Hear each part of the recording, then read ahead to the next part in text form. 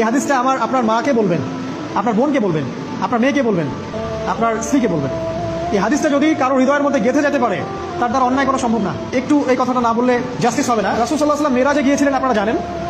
তিনি মেরাজের রাতে অনেক অলৌকিক জিনিস দেখেছেন, নবীদের সাথে সাক্ষাৎ করেছেন, ইভেন আল্লাহর সাথে কথা বলেছেন, আল্লাহর নূর দেখেছেন। এই সময় সবাই তাকে হাসি মুখে সম্বর্ধনা জানিয়েছিল।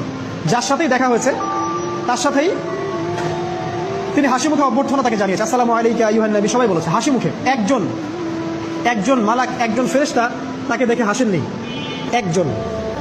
আপনারা কি জানেন রাসূল সাল্লাল্লাহু আলাইহি ওয়াসাল্লাম অবাক হয়েছিলেন। তিনি বলেছিলেন যে ইয়া জিবরিল, ওর চেহারাটা এত গম্ভীর কেন, সে আমাকে দেখে হাসছে না কেন, তার মুখে হাসি নেই কেন? জিবরিল আপনি বলেছেন যে না মালিক, তার নাম মালিক, সূরা যুখরুফের মধ্যে আছে, তার নাম মালিক। যেদিন থেকে আল্লাহ জাহান্নাম সৃষ্টি করেছেন সেদিন থেকে তাকে জাহান্নামের দায়িত্ব দিয়েছেন, অর্থাৎ জাহান্নামের হেড অফ ডিপার্টমেন্ট, ইনচার্জ। সেদিন থেকে তার মুখের হাসি উঠে গেছে। আমরা দোয়া করি আমরা যেন তার সাক্ষাৎ না পাই। তার কাছে পারমিশন নিয়ে রাসূল সাল্লাল্লাহু আলাইহি ওয়াসাল্লাম জাহান্নামের দিকে তাকিয়েছিলেন, ভিতরে দেখেছেন কি আছে। তিনি পরে যা ব্যাখ্যা করেছেন তা হলো, আমি দেখলাম সেখানে খালি মেয়ে আর সেখানে খালি নারী আর নারী। এই হাদিসটা আপনার মাকে বলবেন, আপনার বোনকে বলবেন, আপনার মেয়েকে বলবেন, আপনার স্ত্রীকে বলবেন। এই হাদিসটা যদি কারো হৃদয়ের মধ্যে গেঁথে যেতে পারে, তার দ্বারা অন্যায় করা সম্ভব না।